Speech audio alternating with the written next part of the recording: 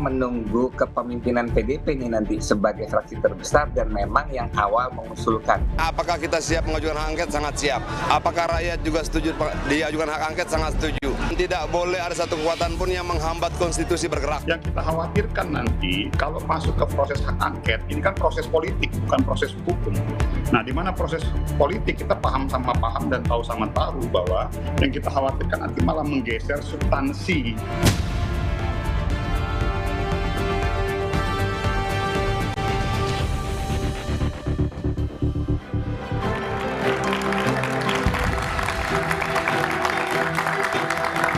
Dua pekan sudah pencoblosan pemilu 2024 dilaksanakan. Namun, isu dugaan kecurangan masih terus dibicarakan oleh berbagai kalangan. Tak hanya partai politik, namun juga masyarakat kebanyakan. Usulan untuk menggunakan hak angket pun disuarakan.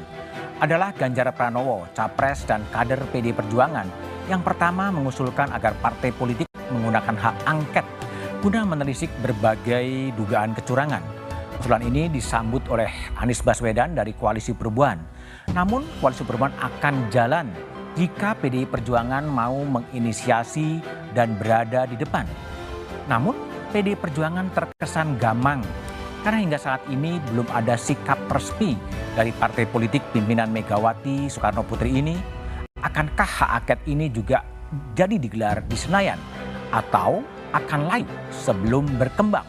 Inilah Satu Meja Forum, maju mundur hak angket. Pencoblosan pemilu 2024 sudah hampir 2 pekan dilakukan. Namun dugaan isu kecurangan terus jadi bahan perbincangan dan berujung usulan agar diusut dan dituntaskan melalui hak angket di Senayan. Awalnya Capres nomor urut 3 Ganjar Pranowo yang menyatakan agar dugaan kecurangan pada Pilpres 2024 harus diselesaikan. Mantan Gubernur Jawa Tengah ini mendesak partai politik yang ada di Senayan menggunakan hak angket sebagai bagian dari tugas pengawasan. Kalau ingin melihat, membuktikan, mengetahui, hak angket paling bagus karena kita menyelidiki. Itulah yang kemudian saya usulkan waktu itu. Di bawahnya interpelasi. Minimum sebenarnya Komisi 2 memanggil penyelenggara pemilu, apa yang terjadi. Masa kayak gini diam aja? Enggak lah. Mestinya DPR segera ambil sikap ini. Usulan Ganjar disambut Koalisi Perubahan. Koalisi partai politik yang mengusung Capres Anies Baswedan ini menyatakan akan mendukung penggunaan hak angket guna mengusut beragam dugaan kecurangan. Ketua Umum Partai Nasdem Surya Paloh menyatakan pihaknya sudah membicarakan soal usulan hak angket bersama Capres dan Cawapres yang diusung Koalisi Perubahan. Kalian tahu itu kan hak konstitusional yang ada. Saya pikir wajib ya. Bukan hanya sekedar mengiyakan, tapi wajib untuk menghormati, menghargai hak-hak konstitusional itu. Namun Koalisi Perubahan akan memberi dukungan jika PDI Perjuangan berada di depan memimpin usulan hak angket di Senayan. Sebelumnya, usai pertemuan Sekjen Koalisi Perubahan, Sekjen PKB Hasanuddin Wahid menekankan dukungan terhadap hak angket selama PDIP siap mengawal bersama-sama. PKB pasti akan bersama mereka yang menjaga dan mengawal kedaulatan rakyat. Kecurangan tidak boleh terjadi di negeri ini. Karena itu kami akan berdiri bersama mereka. Kubu pendukung Prabowo Gibran berbeda pandangan dengan Ganjar dan Koalisi Perubahan. Sekretaris Jenderal sekaligus Ketua Fraksi Gerindra Ahmad Muzani mengatakan usulan hak angket yang didorong oleh Ganjar Pranowo terkait dugaan kecurangan pemilu tak diperlukan. Iya, tentu saja ini kan karena baru wacana, jadi kita baru akan menyampaikan ini ke depan. Tapi saya kira bagi kami itu sesuatu yang tidak perlu untuk diajukan di hak angket. Namun hingga saat ini belum ada kejelasan dari PDI Perjuangan apakah partai pimpinan Megawati Soekarno Putri ini akan menggunakan hak angket guna mengusut berbagai dugaan kecurangan. Pasalnya baik Megawati maupun Puan Maharani yang notabene menjabat sebagai pimpinan DPR RI belum bersikap terkait usulan penggunaan hak angket di Senayan. Dan jika pada akhirnya PDI Perjuangan memilih diam, bisa jadi wacana dan usulan hak angket ini akan wassalam.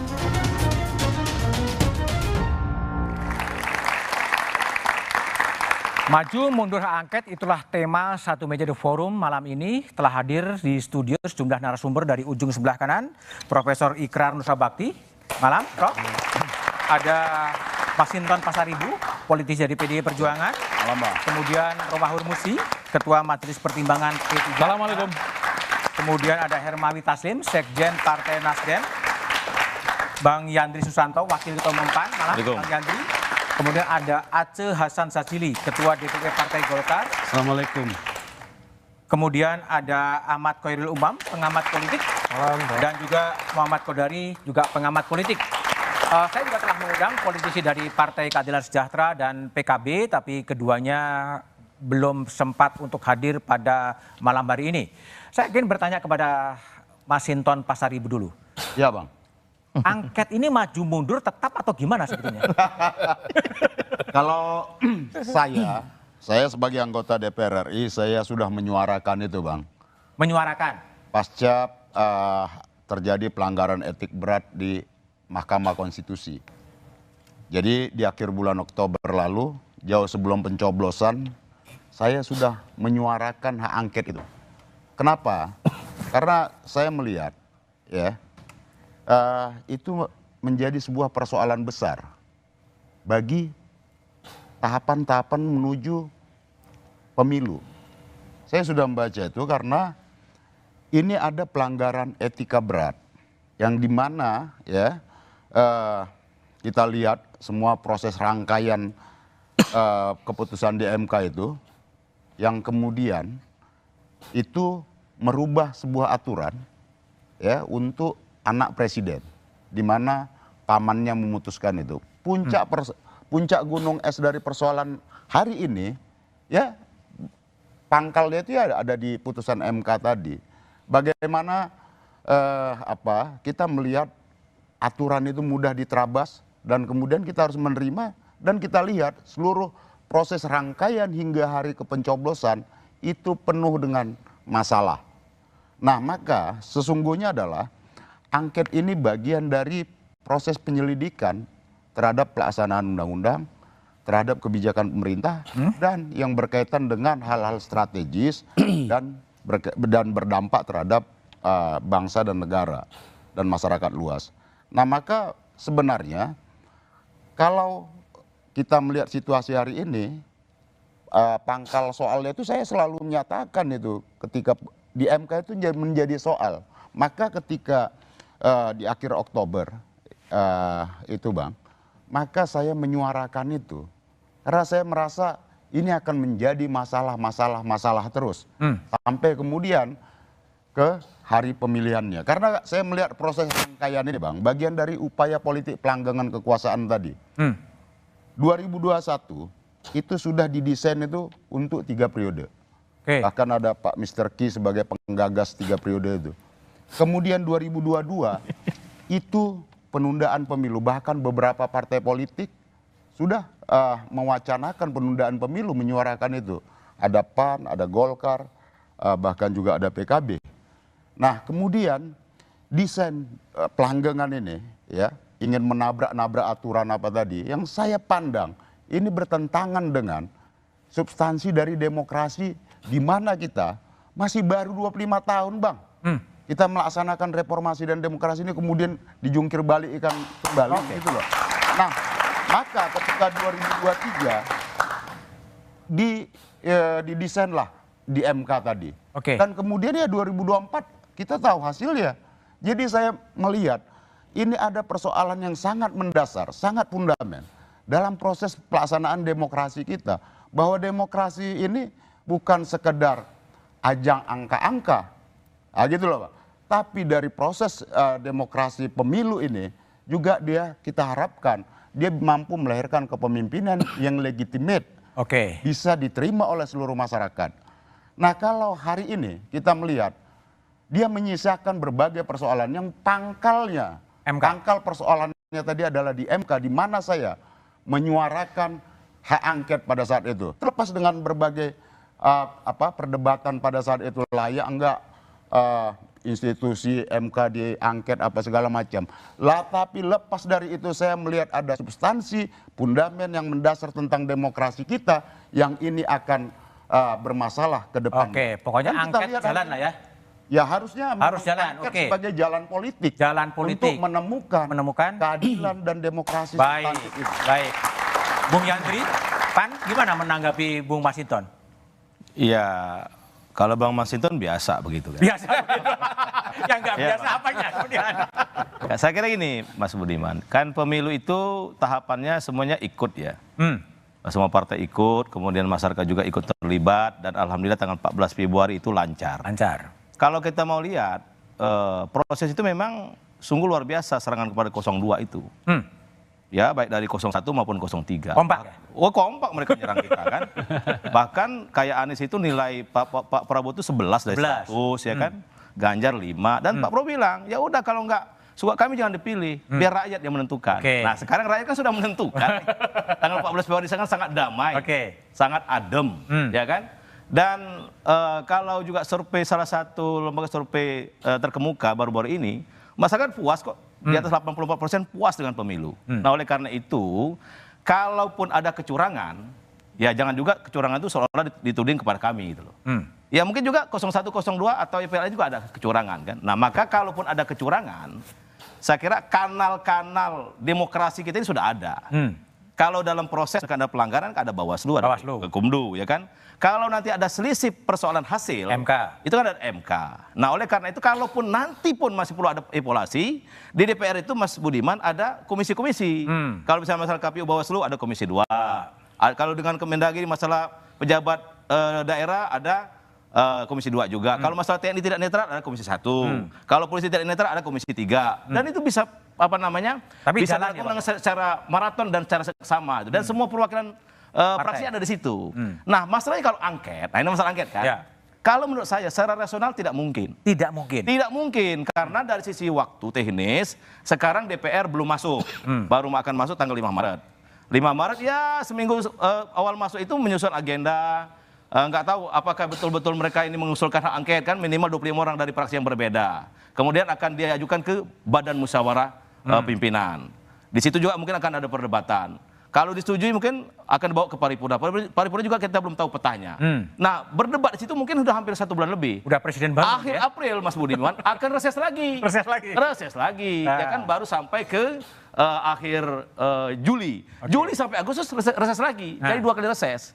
Nah dari sisi waktu itu nggak mungkin karena angket ini pengalaman beberapa kali angket di DPR minimal waktu itu 1 tahun lebih. 1 tahun lebih. Memakan waktu.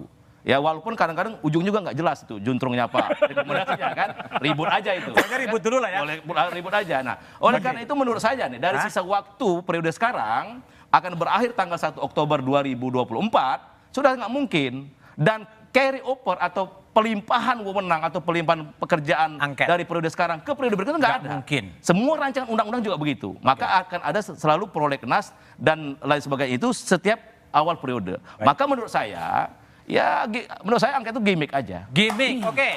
Romi, gimmick dan nggak mungkin dari sisi momentum. Anda masih setia di jalur angket atau udah mau pindah? Politik kan memang gimmick. Jadi kita ini coba untuk mengurai persoalan yang muncul di pemilu kemarin. Yang selalu saya sebut menjadikan pemilu Indonesia 2024 itu sebagai pemilu paling brutal. Paling brutal. Dan saya kira ini disepakati oleh hampir semua caleg, terutama yang nggak kepilih lagi. Kenapa? Karena calegnya nggak kepilih lagi. Iya, terutama yang nggak kepilih lagi. Saya tadi misalnya dapat laporan di Riau 1 misalnya 5 orang incumbent tumbang. 5 loh dari 6. Kemudian di Jambi misalnya 4 dari 7 tumbang. Jadi banyak yang tumbang, padahal mereka itu anggota DPR yang aspiratif, kembali ke daerahnya. Tetapi kemudian dibansoskan atau dipolitisasi bansoskan pada pemilu 2024 kemarin, menjadikan harga suara itu inflasi, Mas Budiman. Jadi yang tadinya nggak ngasih, ya lewat. Yang ngasihnya sedikit, ya sama lewatnya begitu. Dan ini semua terjadi karena perapelan bansos yang 3 bulan 200.000 itu menjadi 600.000 dalam 1 bulan di minggu pertama, minggu kedua Februari. Sehingga kemudian masyarakat kita yang meliputi 1/4 dari jumlah pemilih, ingat penerima bansos kita itu 21,5 juta keluarga penerima manfaat, kali 2 saja suami istri udah 43 juta suara. Ditambah dengan anaknya yang di atas 17 tahun, hitungan saya 54 juta suara. Artinya itu 1/4 dari DPT atau pemilih kita. Dan para pemilih dengan, mohon maaf, golongan ekonomi lemah, ini tingkat partisipasi pemilihnya lebih tinggi dibanding yang intelek-intelek kayak kita. Kalau intelek-intelek, adik-adik mahasiswa ini mungkin lebih banyak yang tidak memilih dibandingkan dengan para golongan ekonomi lemah kita. Nah, akibatnya apa? Ketika mereka menerima 600.000, wah ternyata menjelang pemilu itu ternyata kalau anaknya presiden itu maju dapat duit. Jadi ada caleg yang bawa 20.000. Apaan nih 20.000 gitu. Ini yang terjadi. Meskipun tetap diterima. Bahkan saya kemarin dapat informasi salah satu caleg saya di Kabupaten Kudus misalnya, itu dapat laporan. Pak, saya sudah coblos Bapak. Saya dikasih sama Bapak, saya coblos. Saya dikasih dari partai A, saya coblos. Saya dari partai B, saya coblos. Jadi 4 nih Pak, tanggung jawab ini fotonya Pak. Gitu. Jadi ini yang terjadi. Sehingga menjadikan pemilu kita, pemilu paling brutal. Dan dalam semalam, demokrasi kita berubah menjadi demokrasi berbayar dengan biaya tertinggi di dunia. Dan demokrasi berbayar terbesar di dunia. Ini yang harus kita luruskan dengan angket. Sehingga kalau kemudian ada yang menyatakan bahwa ini narasi yang disampaikan orang-orang kalah, bukan. Ini mencoba untuk mewaraskan kembali demokrasi kita agar tidak direplikasi di pilkada yang sudah menganga di depan kita 27 November. 271 pilkada, kabupaten, kota, dan provinsi. Jangan sampai ini kemudian menguap begitu saja dugaan-dugaan kecurangan ini yang fenomenanya muncul di berbagai media sosial. Kita ungkap kalau memang betul ada kepala desa. Ini temuan Bawaslu, 19 temuan Bawaslu, salah satunya adalah intimidasi kepada pemilih, dan yang kedua adalah intimidasi kepada penyelenggara negara. Ini kita panggil. Bawaslu pun kita panggil, di mana ada temukan itu? Karena kan ribuan TPS yang disampaikan oleh Bawaslu. Apakah itu mengubah hasil pemilu? Nanti. Yang penting kecurangan ini harus kita ungkap. Kecurangan ini bukan soal kuantitas, tetapi soal kualitas. Dan kita wajib menjaga kualitas demokrasi kita sampai kapanpun selama kita memilih demokrasi ini. Kang Aceh, upaya angket ini adalah mewaraskan ya, sebenarnya agar tidak diduplikasi ke pilkada atau ke pileg-pileg berikutnya, gimana? Iya, kalau sikap kami jelas bahwa kami menolak terhadap angket tersebut. Karena apa? Karena menang? Ya, karena kita percaya kepada mekanisme yang berlaku di dalam undang-undang yang telah diatur kita bersama di DPR. Undang-undang pemilu itu kan dibuat oleh DPR. Dan kita telah menyepakati bahwa di dalam undang-undang pemilu itu, bahwa proses potensi kecurangan itu telah diatur kanalnya melalui apa yang disebut dengan Bawaslu, ada proses berkumpul di situ. Kemudian kalau orang tidak percaya terhadap penyelenggara pemilu ada DKPP, ya kan? Lalu hasil pemilu jika memang dari segi hitungan terduga ada potensi kecurangan tentu bisa di Mahkamah Konstitusi. Itu yang selama ini kita sudah 4 kali dan ini yang kelima kali kita melaksanakan pemilu presiden secara langsung. Jadi secara politik maupun secara kelembagaan, aturan-aturan itu sesungguhnya telah kita sepakati bersama. Tinggal apakah kita percaya tidak terhadap aturan yang kita buat sendiri. Ini kan soal konsistensi kita terhadap satu mekanisme yang telah kita atur sendiri gitu. Pertama itu. Yang kedua, tadi Pak Yandri telah menyampaikan kepada kita. Kita ini menyepakati bahwa mekanisme untuk melihat bagaimana rakyat memberikan suara itu pada tanggal 14 Februari. Itulah ultimate goal dari semua proses demokrasi tersebut. Dan hasilnya, walaupun kita menunggu secara resmi hasil dari KPU, tetapi saya kira siapapun tidak bisa membantah bahwa hasil quick count atau hitung cepat akan real count sekarang akan terjadi seperti itu. Nah, karena itu maka kita harusnya ya, kalau memang menemukan kecurangan-kecurangan tersebut, ya sebaiknya buktikan. Ya, saya setuju tadi dengan Pak Yandri. Kalau tadi misalnya soal bansos, ya, soal bansos, kita bisa selesaikan dalam mekanisme di DPR. Kita di Komisi 8 bisa mempersoalkan. Sekarang belum. Karena masa sidangnya masih belum.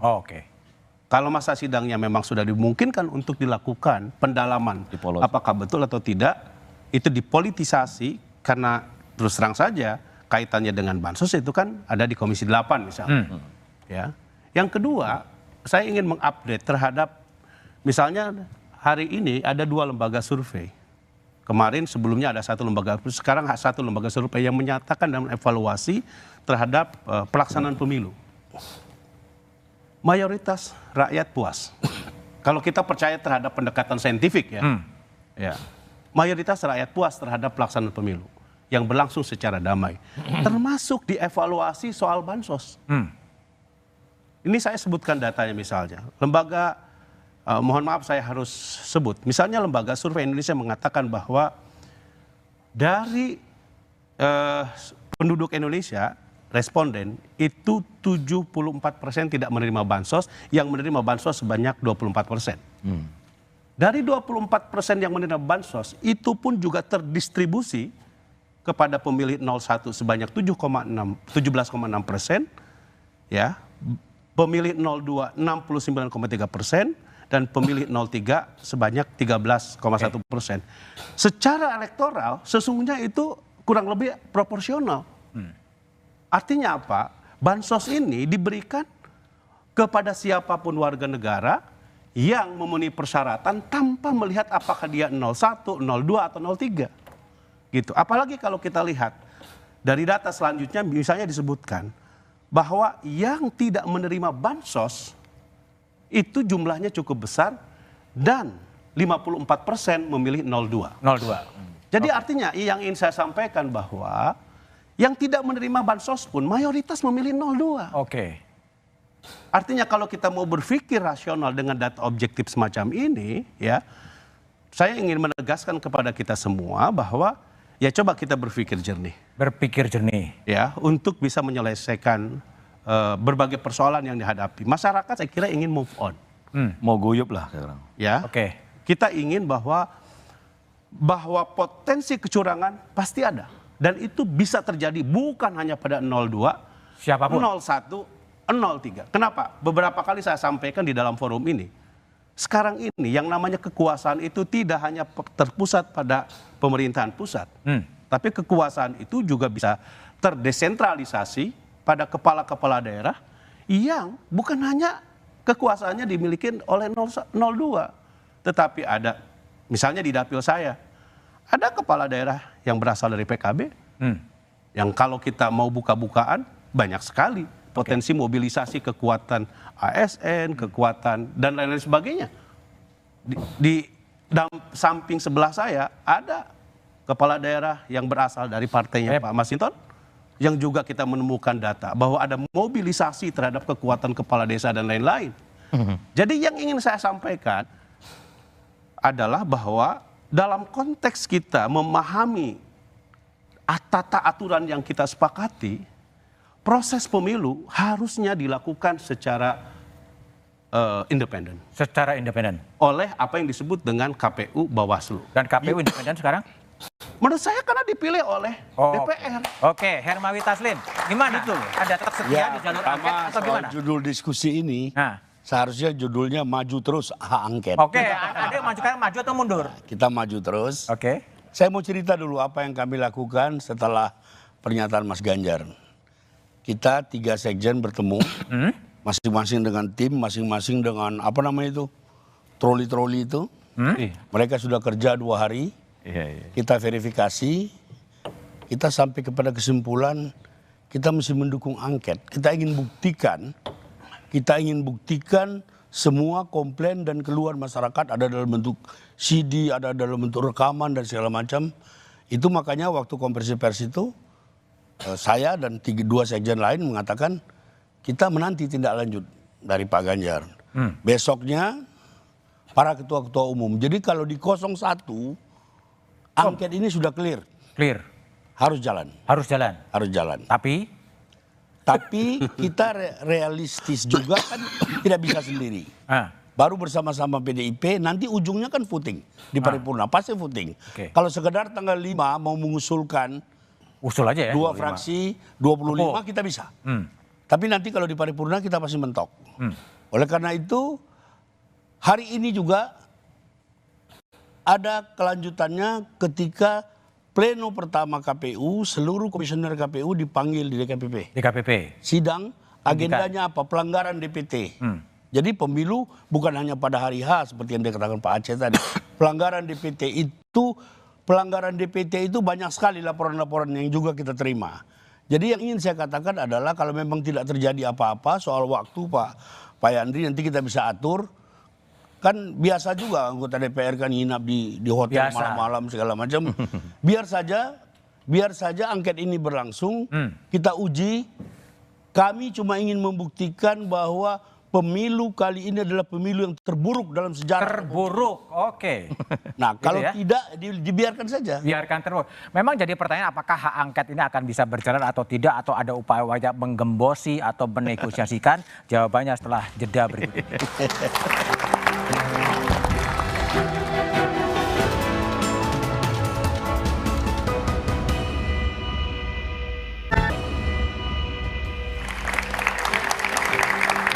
Masih bersama saya Budiman Tanrojo di Satu Meja The Forum. Prof. Ikrar Nusa Bakti. Ya. Yakin angket bisa berjalan? Kalau buat saya masih punya keyakinan ya, dan itu memang wajib untuk dilakukan. Wajib dilakukan? Ya, karena ini pertama kalinya dalam sejarah ya, ini yang menjadi peserta pemilu itu bukan cuma partai politik, tapi juga presiden, gitu kan. Dan yang sibuk dalam bermain-main politik itu bukan partai politik, tapi lagi-lagi presiden. Ya. Kenapa demikian? Karena kebetulan anaknya menjadi calon wakil presiden. Ya. Anda lihat kalau tadi yang dikatakan oleh Bung Masinton tentang kasus MK ya, itu juga gara-gara anaknya ada di situ mau maju. Ya. Kemudian bagaimana dengan bansos ya? Itu kalau kemudian tadi Bung teman kita dari Golkar ya mengatakan bahwa yang dapat bansos itu tiga-tiganya. Memang tiga-tiganya, tapi dengan bisikan pilih paslon nomor 2, kalau pilihan pileg terserah. Itu ada ya. Ini juga harus dilihat. Kemudian dari anggarannya ya. Bansos itu berapa anggarannya yang dikeluarkan? Yang tadi Bung Masinton mengatakan bahwa 3 kali dirapel dalam 1 kali itu kan 600.000 ya. Itu teman-teman calon anggota legislatif itu nggak bakalan menang itu untuk melawan amplop yang besarnya itu cukup besar ya. Kemudian dari segi penggunaan aparat ya, itu sangat masif ya. Dan ini harus benar-benar harus diwaspadai. Bukan cuma buat teman-teman yang kalah ya, teman-teman yang menang ya, termasuk Partai Golkar, PAN dan sebagainya ya. Kenapa demikian? Kalau ini menjadi presiden yang buruk, kemudian berlanjut pada pemilu yang akan datang, pemilu yang akan datang lagi, bagaimana masa depan demokrasi kita. Oke. Dan ini, Anda juga harus ingat ya, ini adalah pemilu yang ke-6 kalau nggak salah ya, dalam era reformasi ya. Dan tapi Anda tahu bahwa penggunaan politik uang, yang bukan cuma menggunakan uang dari kantong masing-masing caleg, tapi uang yang berasal dari APBN, itu benar-benar buat saya itu luar biasa. Luar biasa. Oke. Makanya kemudian yang saya katakan ini adalah seakan-akan ini adalah pemerintah melawan partai-partai politik. Pemerintah melawan partai-partai politik. Iya. Muhammad Kodari. Jadi kalau Anda lihat sampai sekarang, apakah memang angket itu memang gertakan gitu sebagai alat meningkatkan bargaining position atau seperti apa, dan yakin bisa terjadi? Kalau buat 01 khususnya Bang Taslim ini memang kayaknya gertakan sih gitu ya. Buat 03 PDI Perjuangan mungkin agak serius. Agak serius. Ya, masalahnya kan untuk 01 ini bergerak, PKS, Nasdem, PKB untuk bergerak, PDI-nya harus bergerak duluan. Nah, problemnya adalah lepas dari bisa begitu banyak jawaban ya terhadap apa yang disampaikan oleh Bang Masinton dan Bang Ikrar, sebetulnya menurut saya ada banyak kendala yang tidak sepenuhnya kasat mata untuk PDI Perjuangan melanjutkan proses ini. Apa itu? Misalnya pertama, PDI Perjuangan kan partai asalnya Pak Jokowi. Kalau misalnya ini diproses, lalu kemudian katakanlah sesuatu yang buruk terjadi, ya tentu ada image PDI Perjuangan juga yang jadi taruhan di situ. Itu pertama. Yang kedua kan kalau misalnya ini bergerak, lalu misalnya menteri-menteri PDI Perjuangan ditarik dari kabinet, itu kan juga nggak mudah. Karena PDI Perjuangan menterinya banyak sekali di kabinet kali ini saya hitung. Mungkin perwakilan partai paling banyak di era reformasi adalah kali ini. yang punya KTA PDI Perjuangan saja kalau nggak salah 7. Belum yang endorsement langsung dari Teguh Umar gitu. Ya anggaplah tambah 3 lagi, sudah 10 kan begitu. Belum lagi di antara 10 atau nanti saya tambah 10 tambah 1. Nah yang 1 ini sangat penting sekali gitu ya. Dan ini nggak mungkin diputus gitu loh. Karena justru yang 1 ini, 10 plus 1 ini yang justru menjadi pengikat antara Pak Jokowi dengan Ibu Mega yang sangat kuat sekali. Siapa gitu. tuh? Hah? Maksudnya Mbak Ya Puan? biar kolom komentar. Kalau TV nggak ada kolom komentar. Gitu. Jadi yang 1 ini yang kuat sekali. Kalau 10 ini ditarik, maka yang 1 ini pasti dilepas. Dan kalau itu kayaknya terlalu sayang untuk dilepas. Kemudian bicara soal gini, ini kan hitungan belum selesai. Untuk sementara kita asumsikan PDI Perjuangan ini nomor 1 dan dapat kursi DPR kan begitu kan? Ketua DPR. Ketua DPR, dapat ketua DPR. Nah tetapi kalau hak angket ini berjalan, kan bisa saja nanti tiba-tiba undang-undang strukturnya berubah kan? Iya kan begitu kan? Sudah pernah ada presidennya kan di situ kan? Dan tiba-tiba ketua itu tidak harus Otomatis, tidak otomatis yang kursi terbanyak. Nah itu kan suatu resiko politik tersendiri juga. Nah pada hari ini mau undang-undangnya sama, mau undang-undangnya diubah, menurut saya calon ketua DPR dari PDI Perjuangan itu tetap Mbak Puan, pasti Mbak Puan gitu. Nah yang terakhir, yang paling penting adalah hemat saya dari 128 anggota DPR sekarang ini paling nggak 70%, 75% itu pasukannya Mbak Puan, dan Mbak Puan itu adalah penjaganya Pak Jokowi dan Mas Gibran di dalam PDI Perjuangan. Bagaimana Anda mau menerobos seseorang yang punya mengendalikan atau punya pendukung 75% dari total anggota DPR, Dewan Kolonel akan tampil lagi di sini, gitu. Yang selama ini dia nggak tampil lagi Dewan Kolonel. Jadi di antara Pak Jokowi ya, dan hak angket itu ada Dewan Kolonel dan Mbak Puan Maharani. Itu dia. Itu yang paling sulit diterobos. Khairul Umam, gimana merespon? Berbagai analis soal meresponnya gimana? Memang kalau respon dari pemain internal, memang pemain internal ya? Tadi disebut oleh Bang Masinton, katanya bagian dari sponsor dulu. Tapi begini, Mas Budiman. Saya sebetulnya menunggu-nunggu. Saya di hak angket itu saya menunggu-nunggu. dan pasti langsung gugur, karena saya bukan pemerintah. Ya, terkait dengan hak angket ini, rasa-rasanya ini diajukan sebagai sebuah bentuk mosi tidak percaya terhadap jalur konstitusional sebagai proses dalam konteks sengketa pemilu di Mahkamah Konstitusi. Jadi bentuk dari tidak percaya terhadap institusi MK, maka kemudian dipilihlah jalur politik. Karena bagaimanapun juga, kalau misal kemudian merujuk ke pasal 286 tentang TSM, memang sangat kompleks dan tidak mudah. Sangat berkeyakinan betul siapapun partai-partai yang mengusung capres-cawapres tidak mudah menghadirkan bukti di 50% provinsi se-Indonesia dengan kategori sebagaimana tercantum di pasal tersebut ya. TSM. Terstruktur, sistematis, masif. Dan itu penjelasannya sangat detail. Dan sekalipun kemudian masing-masing memiliki infrastruktur pemenangan yang mapan dan memadai, rasa-rasanya tidak mudah untuk menghadirkan itu untuk memenangkan di sengketa pemilu. Meskipun di saat yang sama, kalau misal kita merujuk di Pilpres 2019, pasal TSM di pasal 286 itu sebenarnya itu mengatur TSM dalam konteks pileg. Artinya bahwa TSM dalam konteks Pilpres itu belum diatur dalam undang-undang kita. Sehingga ketika kemudian dulu Prabowo Sandi mengajukan sengketa itu di Mahkamah Konstitusi, putusannya adalah itu bukan kewenangan MK. Maka dikembalikan ke Bawaslu. Tampaknya teman-teman itu sudah paham kalau ini dilanjutkan di MK, satu tentu dari produk yang harus kemudian diajukan bukti-bukti validnya tidak mudah dikumpulkan, di saat yang sama rasa-rasanya akan mentok juga. Maka dipilihlah hak angket tadi. Nah, hak angket tadi kita perlu telaah lebih dalam, Mas. Tentu pertama ini berpotensi menjadi sebuah alat politik yang cukup mematikan untuk mendelegitimasi kredibilitas dari pemerintahan Pak Jokowi.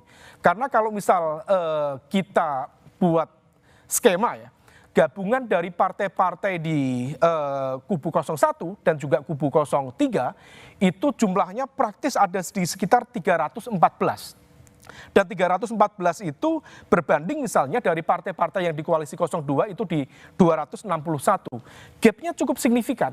Meskipun di saat yang sama, apakah betul itu bisa mematikan atau tidak bergantung pada soliditas. Nah, fakta politik per hari ini termasuk ya ketidakhadiran dari PKB dan PKS di forum yang mulia ini rasa-rasanya juga menjadi sebuah sinyal bagi ketidaksolidan dari kekuatan-kekuatan atau bagian digembosi.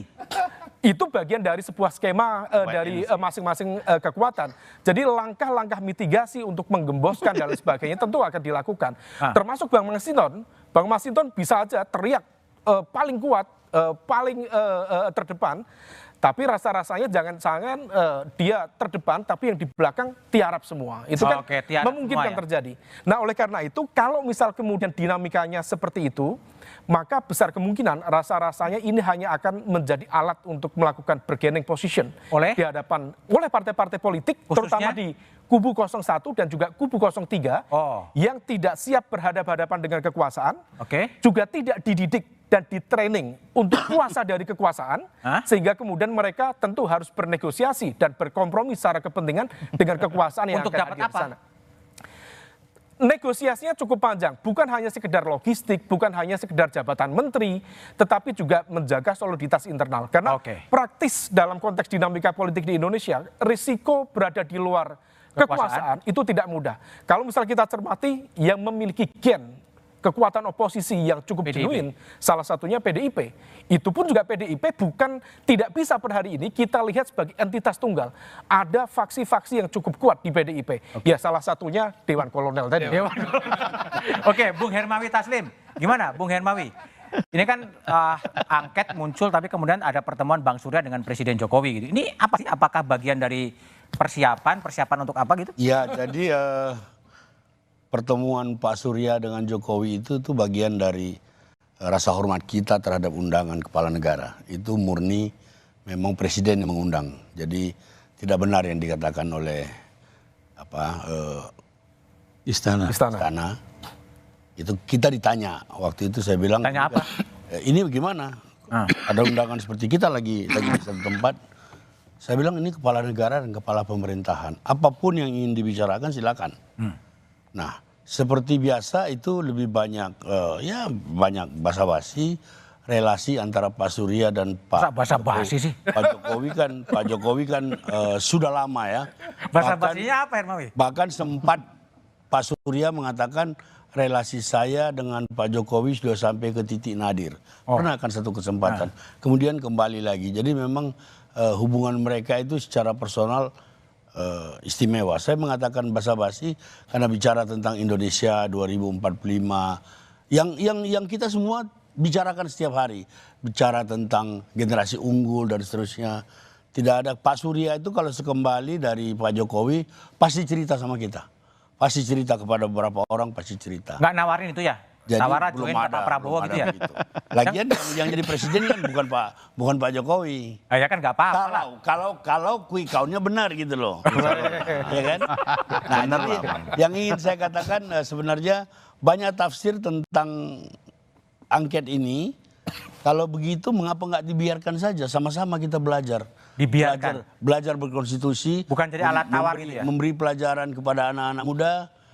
Kita hanya ingin membuktikan aspirasi yang datang itu apa namanya itu ya, yang box itu banyak kita sudah sinkronisasi ke Bawaslu kita sudah sinkronkan ke Bawaslu, sebagian kita sudah lapor ke MK juga kita sudah siapkan tim tetapi karena angket ini juga konstitusional, why not? Kenapa kita tidak coba? Tapi bukan sebagai posisi tawar yang meningkatkan. Tidak ada pikiran itu. Sejauh ini belum ada pikiran. Kalau ditawarin Mas Inton, Pak Sadibu. Ini koalisi perubahan tuh nunggu sebetulnya dari pasangan 02. Ya. Agak ragu ya ada Dewan Kolonel gitu, gimana? 03 gitu.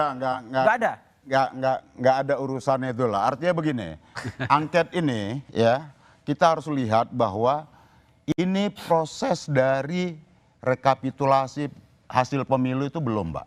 Jadi kalau ada persoalan dikaitkan dengan sengketa hasil, perolehan suara hasil dan lain-lain, ini di luar itu, Pak. Itu ada mekanisme tersendiri lagi. Tapi ada satu hal yang saya mau bantahkan juga tuh yang disampaikan teman-teman tadi, tingkat kepuasan masyarakat. Ini hasil survei, Lembaga Survei Indonesia. Mas Jayadi itu merilis 26 Februari lalu. 5 hari dan 7 hari setelah pemilu, kepuasan masyarakat umum, masyarakat menurun tuh terhadap pemilu. Tapi masih tinggi kan Bang, 84. 83. Ya, 83. Dari 90. Ada penurunan. Kenapa? masyarakat kemudian tersadar. Ada proses yang tapi masih mayoritas kan Bang? Masih mau terlepas apapun. Itu artinya ada penurunan ya kepuasan masyarakat terhadap hasil pemilu tadi. Nah, dari 100. Artinya bahwa ya kenapa kemudian hari ini juga elemen masyarakat sipil, akademisi, mahasiswa bergerak. Ya. Artinya apa? Melalui angket inilah sebagai jalan politik dan konstitusional yang bisa kita tempuh untuk membenarkan seluruh proses demokrasi yang sudah kita tempuh 25 tahun ini. Ini nggak bisa, Pak. Saya, Bos, mengalami betul situasi hari ini ya yang kita pasti rasakan sama-sama, yang harusnya nggak boleh, Pak. Nggak boleh lagi. Ini kelancangan luar biasa menurut saya, dan ini benar-benar satu terhadap kelancangan terhadap demokrasi yang ini membuat kita mundur, Pak. Kita kembali kepada satu era seperti era sebelum masa reformasi dan demokrasi ini. Karena apa? Kita sudah sepakat bahwa demokrasi inilah sebagai bagian kita membangun keadapan bangsa ini.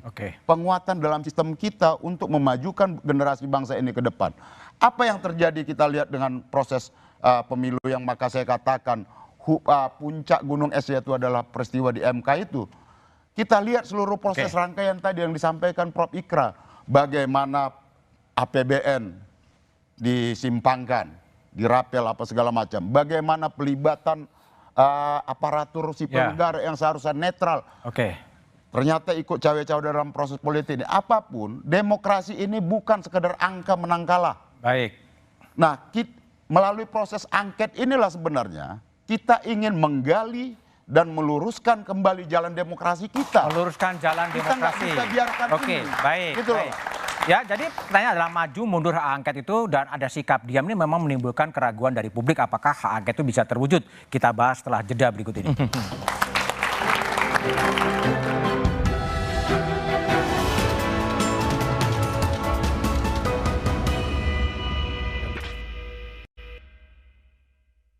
Ada banyak cara sebenarnya, angket boleh atau raker komisi 2 aja deh, segera. Ketika melihat situasi seperti ini, DPR segera raker aja deh.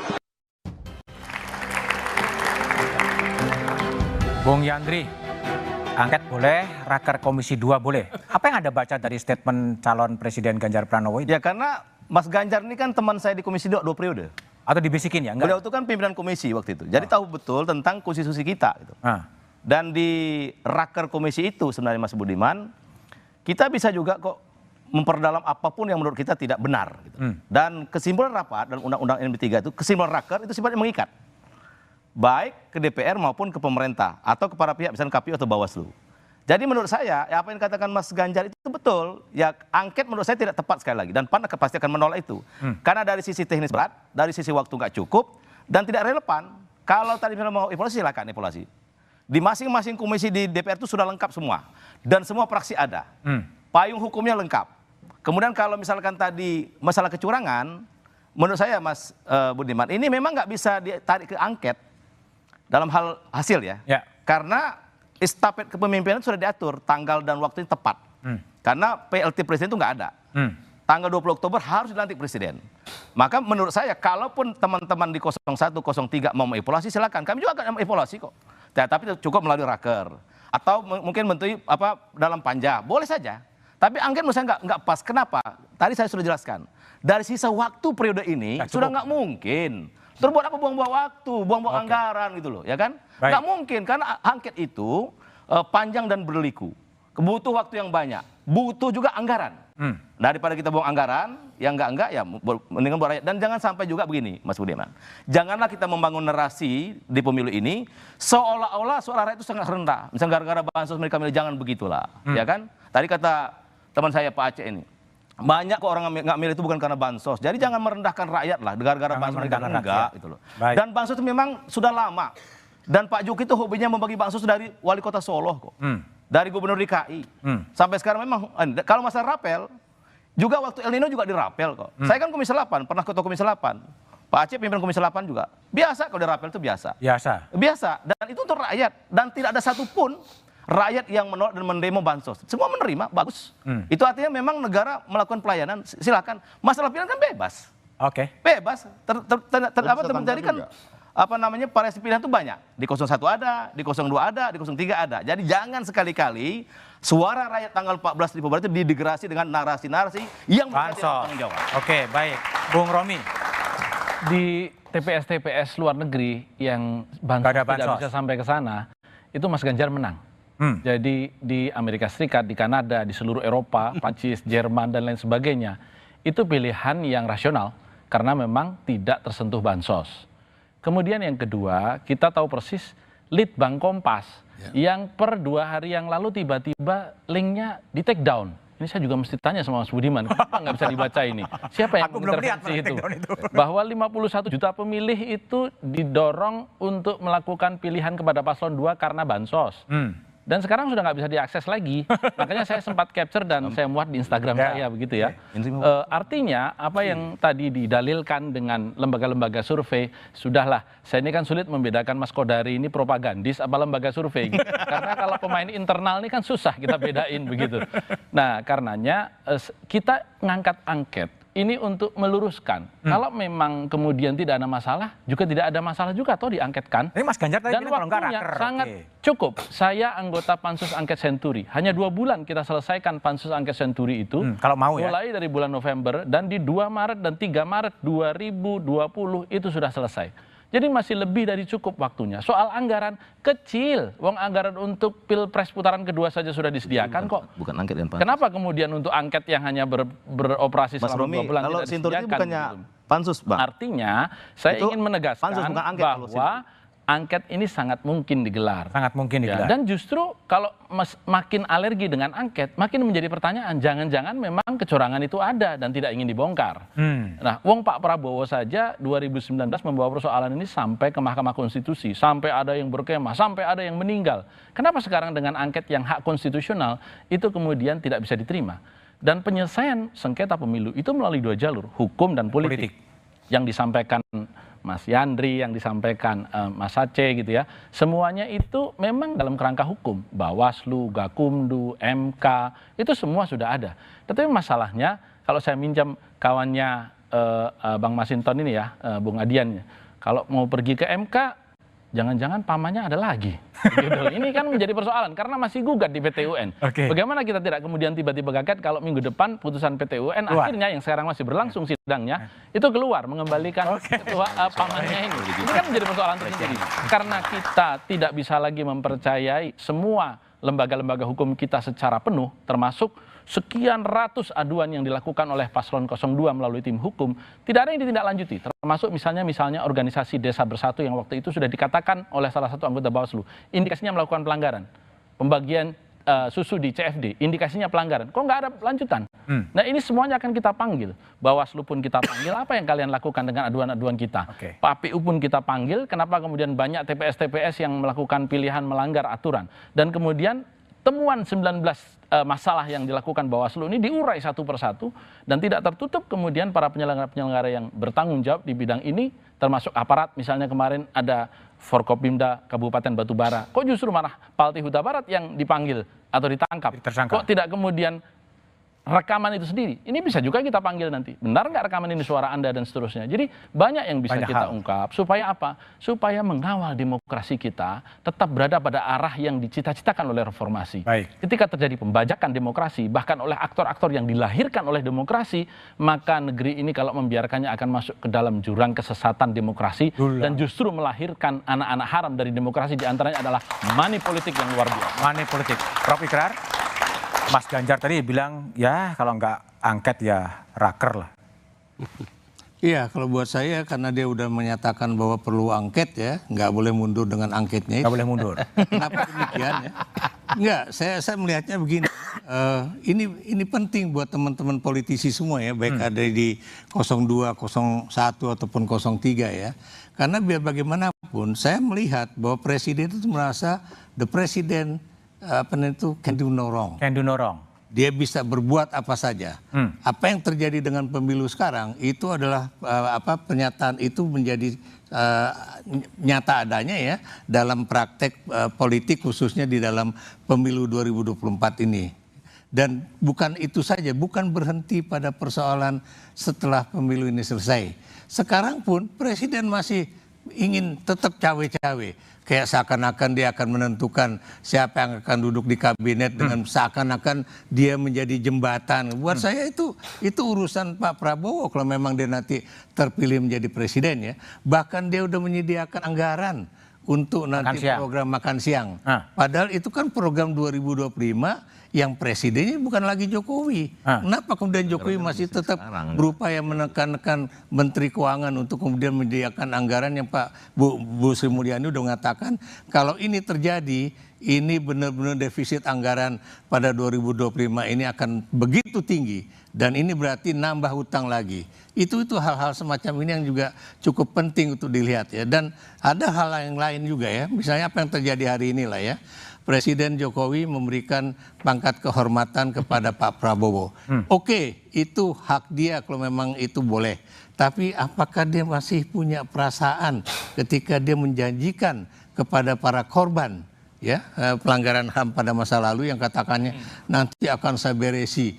Apa yang terjadi bukan diberesi, malah yang dianggap pelanggar HAM itu malah diberikan pangkat kehormatan menjadi jenderal penuh. Itu menunjukkan betapa dia tidak peduli pada hati nurani rakyat yang boleh dikatakan udah sangat resah seperti ini. Baik, ini bagaimana kemudian mengawal hak angket ini bisa berjalan di parlemen sementara manuver-manuver politik terjadi. Apakah itu soal makan siang gratis, pemberian jenderal kehormatan? Jawabannya setelah jeda berikut ini.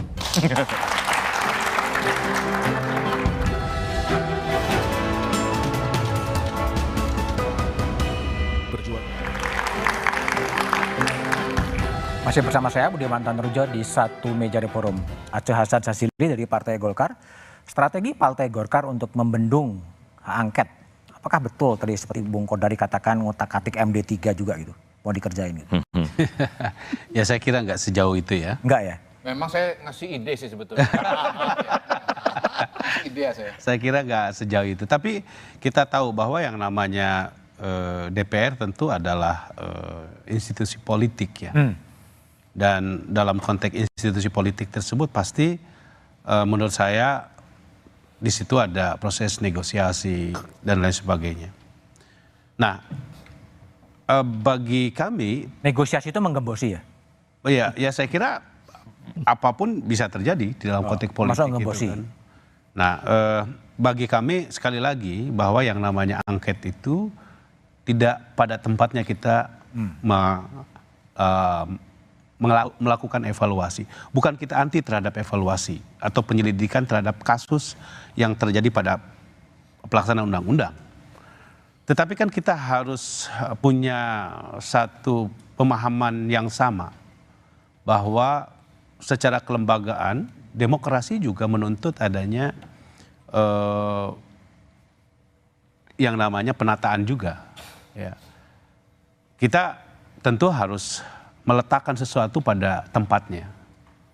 Ketika kasus yang terjadi terhadap pemilu, tentu proses pemilunya tersebut harus melalui mekanisme yang telah diatur seperti yang kita diskusikan dari awal tadi begitu. Nah, bahwa kita mau melakukan evaluasi terhadap pemerintah, katakanlah begitu, dari apa yang tadi disampaikan oleh Prof. Ikrar gitu ya, kan kita bisa lakukan. Tadi Pak Ganjar secara jelas menyampaikan ya setidaknya kalau kita mau evaluasi terhadap penyelenggara pemilu bisa dilakukan oleh Komisi 2. Kalau kita misalnya melihat bahwa di situ tidak terjadi netralitas bagi para penyelenggara negara, kan ada Komisi 2. Ya kan? Kalau misalnya bansos itu dinilai tidak sesuai dengan peruntukannya, kan ada Komisi 8. Jalan ya semuanya? Saya kira ini semua telah diatur di dalam satu tatanan kenegaraan kita. Nah, tinggalkan sekarang ini tentu pertanyaannya apakah kita mau mempercayai aturan-aturan tersebut atau tidak. Aturan-aturan yang kita buat sendiri oleh semua partai politik di dalam institusi yang namanya DPR. Masuk calon wakil presiden usia ya? Soal usia tentu itu kan ada mekanismenya di dalam Mahkamah Konstitusi dan saya kira perdebatan itu saya kira udah selesai. Ya. Dan sekali lagi ya 58% dari suara rakyat itu bukan suara sedikit. Dan kita harus kembalikan bahwa yang namanya suara rakyat itu adalah representasi dari apa yang terjadi pada tanggal 14 Februari itu. Gitu loh. Jadi saya kira kita harus berangkat bahwa demokrasi kalau kita menyepakati bahwa di situ kedaulatan rakyat, ya, pengejawantahannya itu ada pada saat 14 Februari itu. Baik. Sebentar, kemudian Koko dari Taslim dulu. Gimana merespon? Udahlah di Raker Komisi 2, ya, Komisi jadi 8. Kan Pak Ganjar bilang kalau tidak diangket di Raker, sekarang kita memilih angket. Kalau memang nggak ada apa-apa, ya itu ya. Kalau Pak Yandri mengatakan nggak ada apa-apa, Pak Aceh nggak mau apa-apa, kita mulai saja dengan angket ini. Tadi Romi udah jelaskan dan ternyata waktu tidak menjadi kendala. Dan anggota DPR itu kan biasa juga rapat sampai malam. Jadi maksud saya kita buat jadi sederhana saja. Ini kan ada permintaan dari sejumlah masyarakat, ada bukti-bukti yang mereka kirim, kita sudah pilih, ini yang kita mau uji. Ini yang kita mau uji di lembaga perwakilan rakyat. Dan hak angket ini kan hak konstitusi, produk undang-undang juga di mana bapak-bapak yang menciptakan. Jadi apa yang salah dengan itu? Kalau kita ingin coba, kenapa tidak gitu loh. Justru kita ingin membuat kanalisasi. Daripada tiap hari orang demo di jalan tidak produktif, ini kita buat seperti ini, menurut saya lebih terhormat dan lebih terhormat ya, civilized ya. Tapi gini, Mas Budiman. Baik, Kau dari gimana? Sebetulnya diskusi Anda berdua itu nggak relevan karena penentunya di PDI Perjuangan. Iya dong. Iya kan, seberapapun inginnya Nasdem kan sudah mengatakan tergantung PDI Perjuangan, gitu. Jadi ya makanya mohon maaf nggak relevan. Saya mencoba menjawab beberapa ya. Pertama Mas Romi ya. Kita kan belum keluar nih hasil resmi dari KPU. Jadi boleh juga saya mengatakan rasa-rasanya yang menang di luar negeri itu bervariasi. Dan saya khawatir Mas Romi itu justru mengutip hoaks yang beredar beberapa hari sebelum coblosan loh. Waktu itu ada hoaks yang beredar di mana-mana sebelum coblosan. Itu satu ya. Tapi jangan dibantah kan hasil resmi kan belum keluar kan? Belum rekap. Iya, belum rekap. Jadi baru mulai hari ini, Iya, belum ada. Jadi Anda nggak bisa mengatakan saya salah ya. Saya mengutip dari saksi kami. Belum ada pemenangnya belum Bang? Ya, karena belum saya juga mengatakan bervariasi. belum dihitung. Saksi saya mengatakan bervariasi. Oke, yang berikutnya lagi adalah saya mau nambahin dari Kang Aceh kalau nggak salah soal dampak bansos. Tadi mengutip LSI Jayadi, saya kutip indikator. Yang terima dalam surveinya, dalam exit poll-nya indikator tuh 45% terima bansos, dana perlindungan sosial. Saya pakai nama resminya, dana perlindungan sosial itu 45%, tidak 52%. Nah yang milih 02 bagi yang menerima itu 59% dan yang tidak menerima 56%. Jadi terima nggak terima itu semua pilih bebas 02 gitu.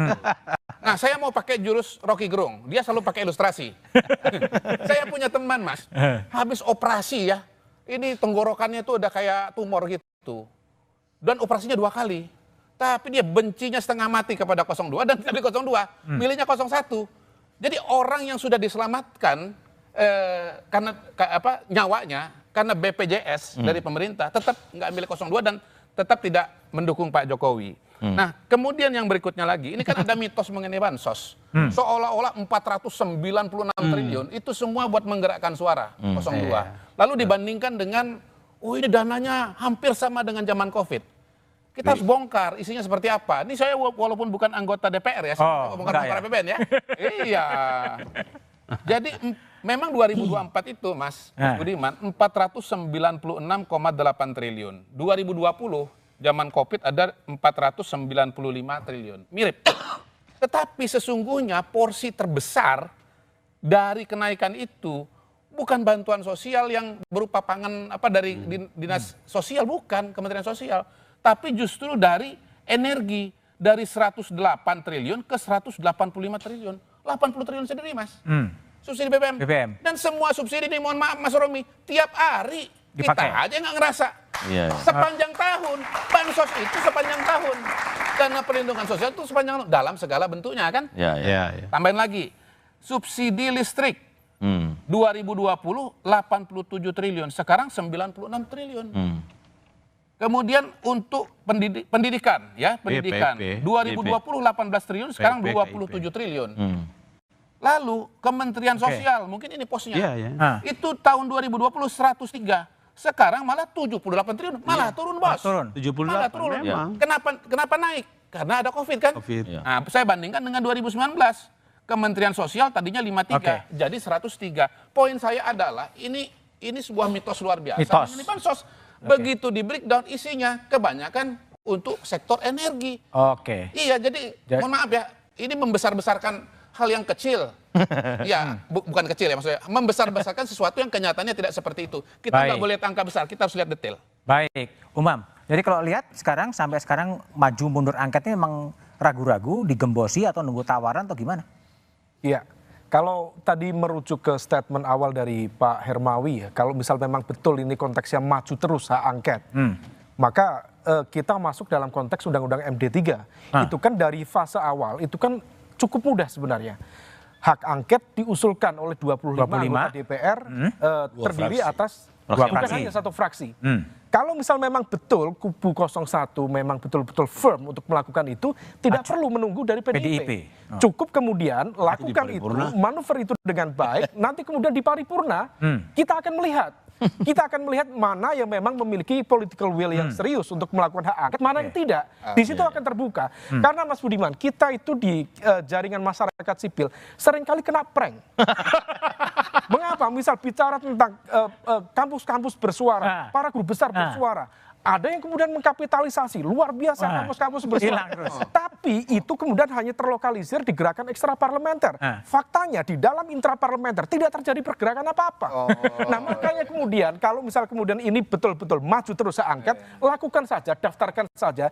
Sekaligus kita juga ingin membaca, Pak. Itu dokumen terkait dengan materi kebijakan, termasuk juga konteks implementasi undang-undangnya akan disidik, akan diinvestigasi. Itu seperti apa? Kemudian siapa targetnya, atau aktor yang di Presiden, KPU, DKPP, atau Bawaslu.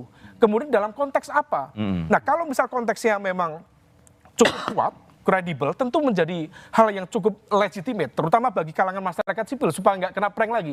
Nah oleh karena itu ini menjadi wake up call sebenarnya bagi semuanya, Mas Budiman, untuk mempertanyakan kembali ini political will-nya siapa, seperti apa. Jangan sampai sikap diam atau mendiamkan ini sebenarnya hanya menjadi bagian dari nunggu di lobi. Nunggu di lobi.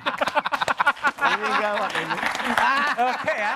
Jadi jangan sampai kemudian masyarakat sipil kena prank lagi dan Umam mengatakan tunggu di lobi. Apakah benar demikian? Kita jawab setelah jeda berikut ini.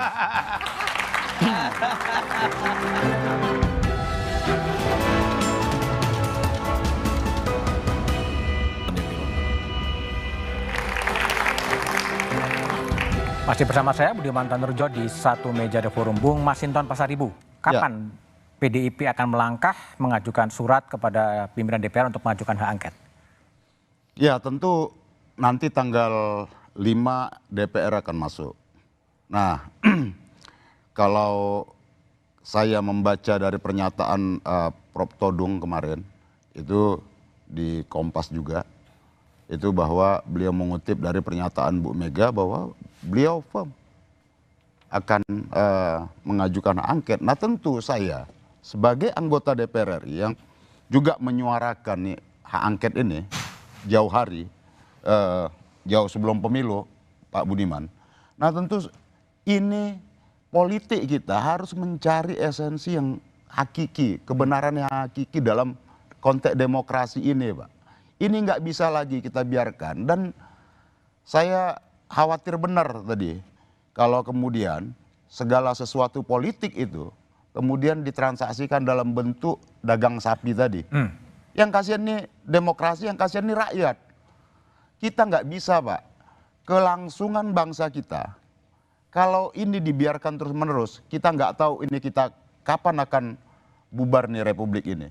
Dan ini bagi saya, ini ada hal yang mendasar yang harus kita luruskan dalam konteks angket ini. Kita nggak ada itu persoalan waktu, kita tidak ada urusan persoalan biaya, tapi kita harus mencari kebenaran tentang kebenaran yang hakiki dan hal yang esensi tentang demokrasi ini.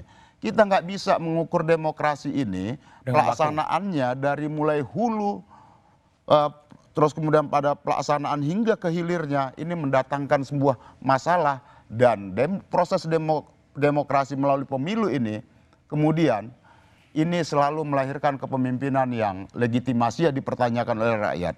Maka kita perlu mengurai hari ini, Pak Budiman, ini penting buat perjalanan bangsa kita ke depan.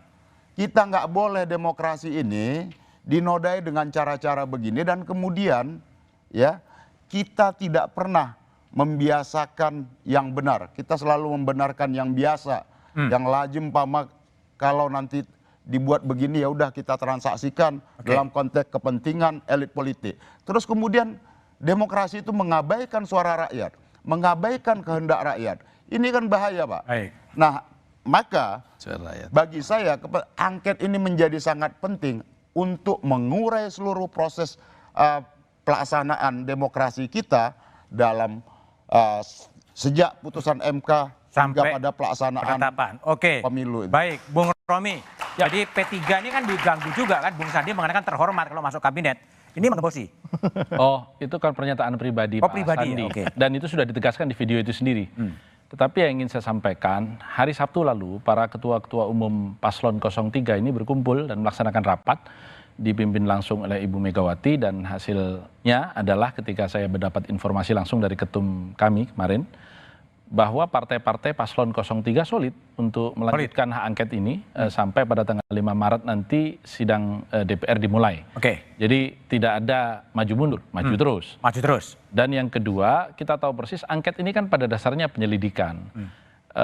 Semua kemungkaran kalau saya bilang atau penyimpangan-penyimpangan yang muncul dan berseliweran di media sosial selama proses pemilu ini berlangsung dari tahapan pertama pencalonan sampai dengan coblosan bahkan penghitungan suara yang merupakan anomali atau merupakan anak-anak haram demokrasi diungkap di angket itu nanti sehingga tidak perlu ada alergi. Karena justru ketika semua menerima seperti Pansus Senturi dulu, Partai Demokrat dengan besar hati menerima dan itu akan terungkap semuanya. Apakah ada penyimpangan atau tidak, bahwa kemudian itu dilanjutkan atau tidak, itu step berikutnya di paripurna nanti akan putuskan.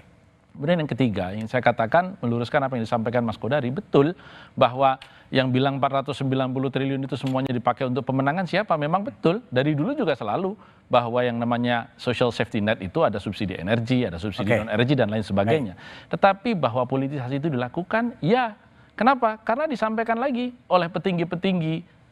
Ketua umumnya Mas Yandri ini menyampaikan secara terbuka, ketua umumnya Mas Aceh menyampaikan secara terbuka, dari siapa? Tolong dong direkam, terima kasih Pak Jokowi, begitu. Jadi ini kan hal-hal yang membangun efek asosiatif dan itu tidak bisa dibantah. Kenapa? Karena memang anaknya Pak Jokowi ada di situ. Sehingga kalau itu betul-betul merupakan upaya politisasi, apakah ini dibenarkan dalam undang-undang? Itu semuanya akan diungkap. Dan MK, Bawaslu, KPU, semua penyelenggara, bahkan Presiden sekalipun, kalau perlu dipanggil oleh panitia angket ini untuk kemudian sampai pada pengungkapan yang sesungguhnya terjadi di pemilu ini dan kemudian menewaskan banyak incumbent. Mungkin nanti Mas Yandri ini akan banyak punya kawan baru, Mas Aceh ini punya banyak kawan baru yang wajahnya semuanya kinclong-kinclong karena pemilu berbasis uang terbesar yang dilakukan. Bung Hermawi Taslim. Ya, jadi saya pendek saja. Kalau sejak Pak Ganjar mencetuskan ide angket itu, kami sudah sampai kepada hal teknis. Yang dikatakan Pak Umam tadi itu bagian dari upaya kita. Hanya yang kita hitung begini kan, kalau kita sudah daftar, kita berapa, 100 berapa, 150 sekian, itu nanti pasti mentok di paripurna. Kalau teman-teman PDIP tidak ikut, maka kita terus mendorong, terus bersama-sama, mudah-mudahan sebelum tanggal 5 ada rapat bersama dan di situ kita akan wujudkan semua. Jadi angket ini adalah sarana untuk pertama mengkanalisasi supaya nggak banyak. Tiap hari kita capek juga aksi-aksi di luar ini. Dan ujungnya kan kita juga yang repot. Yang kedua, angket ini ingin seperti kata Mas Romi tadi, kita ingin membuka semua seterang-terangnya sebagai bagian dari pembelajaran kepada orang-orang muda, sebagai bagian dari pembuktian kepada dunia internasional, pemilu kami ini loh bagus, bersih. Ada macam-macam kami angketkan dan hasilnya demikian. Saya kira begitu aja. Mas Andri? Ya, saya begini Mas Budiman. Jadi memang setiap peristiwa demokrasi atau kontestasi itu pasti ada kurang dan lebihnya. Ya. Kesempurnaan itu hanya milik Allah Subhanahu Wa Taala. Maka evaluasi ya penting. Tapi saya bilang tadi, misalkan kata Bang Taslim tadi banyak laporan-laporan, nggak apa-apa. Ya Nasdem bawa ke rapat-rapat kerja melalui fraksi mereka, bisa kok. Dan itu bisa diperdalam melalui tadi saya bilang itu rapat kerja di masing-masing komisi. Nah kemudian saya juga nggak setuju kalau misalkan hak angket ini mengataskan rakyat terus. Ya rakyat yang mana? Tentu kan pemilih Pak Prabowo kan lebih banyak. Walaupun hasil rekapitulasi belum selesai. Tapi kami meyakini insya Allah Pak Prabowo dan Mas Gibran ditetapkan sebagai pemenang. Walaupun kita harus menunggu. Artinya saya meyakini rakyat hari ini maunya guyup Mas Budi. Guyup. Pemilu sudah selesai. Semua kontestan sudah menunjukkan kehebatan-kehebatannya. Tapi kan bilik suara yang menentukan. Dan tanggal 14 Februari itu fakta yang nggak bisa dibantah. Dan semua masyarakat senang kok. Saya tanya di Banten, kenapa Pak Prabowo menang? Ya awalnya saya mau milih Ganjar Pak. Tapi kelihatan Ganjar sudah pasti nggak menang, apalagi 2 putaran. Kami pindah aja ke Pak Prabowo. Jadi memang masyarakat ingin guyup.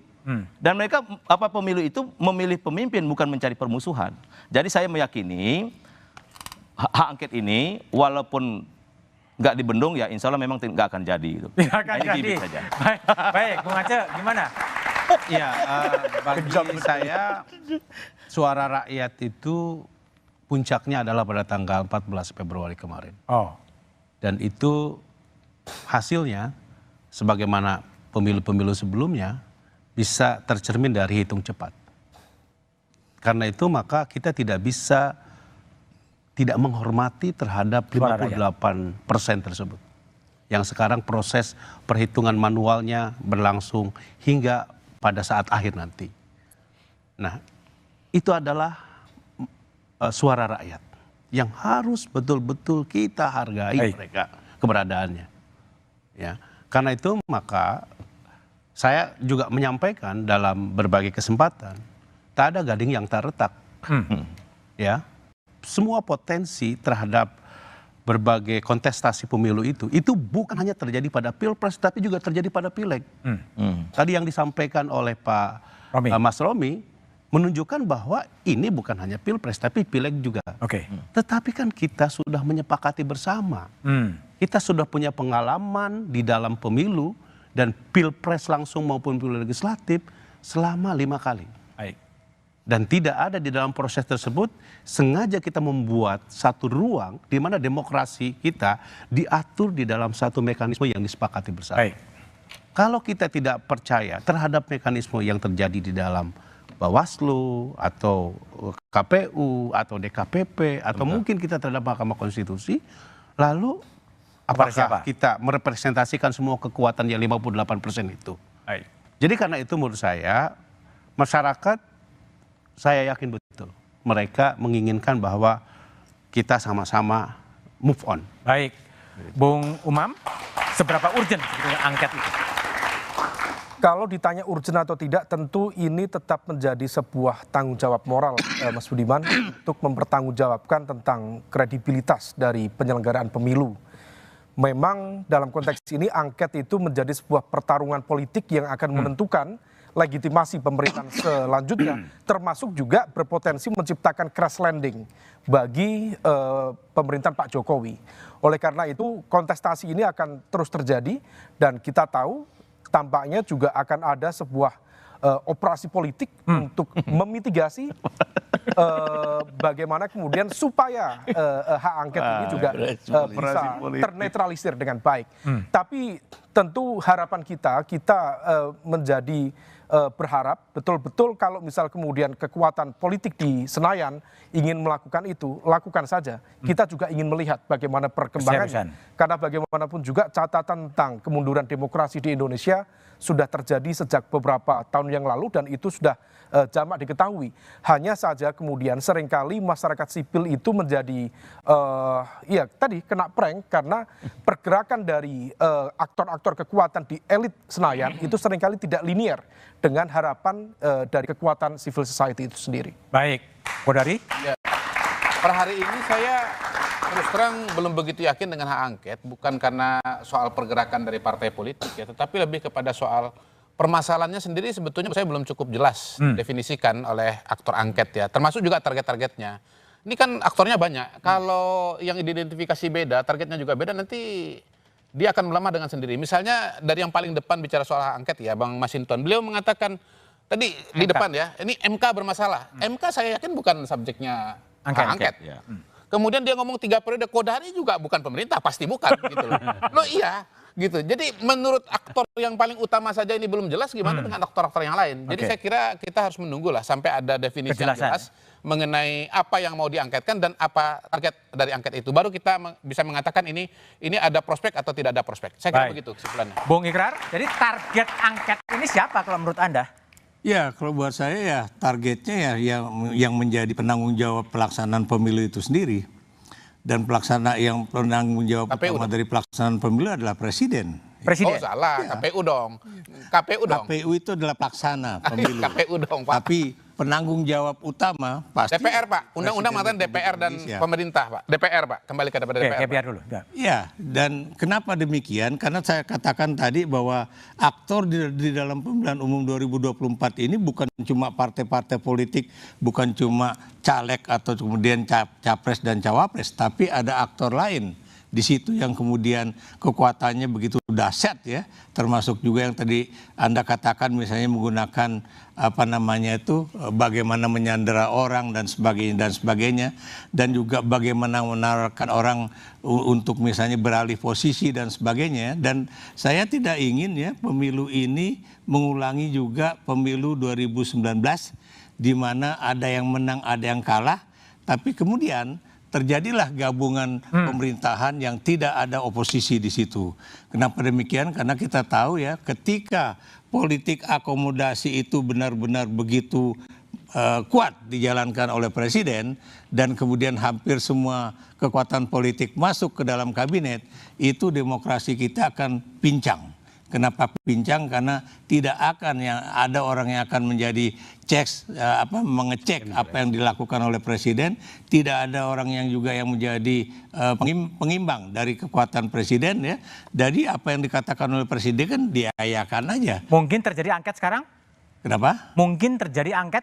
Kalau menurut saya mungkin ya, saya masih percaya bahwa ini akan mungkin, walaupun saya belum percaya apakah ini akan lanjut setelah 20 Oktober 2024 ini ya, karena biar bagaimanapun memang tawar-menawar atau politik dagang sapi itu sudah berlangsung bahkan sebelum pemilu ini berlangsung begitu. Jadi saya berharap bahwa harus ada oposisi yang kuat ya supaya pemerintahan ini benar-benar berjalan dengan baik. Baik, makasih Mas Ikrar, Bung Masinton, Bung Romi, Hermawi, Bung Yandri, Bang Aceh, Umam dan Kodari. Kritik masyarakat sipil mengenai tahapan sebelum dan sesudah pelaksanaan pemilu 2024 adalah kenyataan. Selayaknya kritik publik ditindaklanjuti parpol di DPR agar duduk soal pelaksanaan pemilu 2024 menjadi terang benderang. Angket adalah hak konstitusional DPR. Selain mekanisme pengawasan di komisi-komisi DPR, penggunaan hak angket membutuhkan soliditas di tengah negosiasi politik antar elit. Angket juga ditentukan oleh momentum yang tepat karena waktu yang kian terbatas. Yang pasti, catatan kritis masyarakat sipil soal akal-akalan untuk meraih kekuasaan dalam koridor demokrasi dengan menyimpangi etika dan moralitas jangan sampai dijadikan kebijakan politik di masa depan untuk mempertahankan kekuasaan. Demikian Satu Meja The Forum malam ini. Kawal penghitungan pemilu 2024 hanya di Kompas TV, independen terpercaya. Sampai jumpa, terima kasih, selamat malam.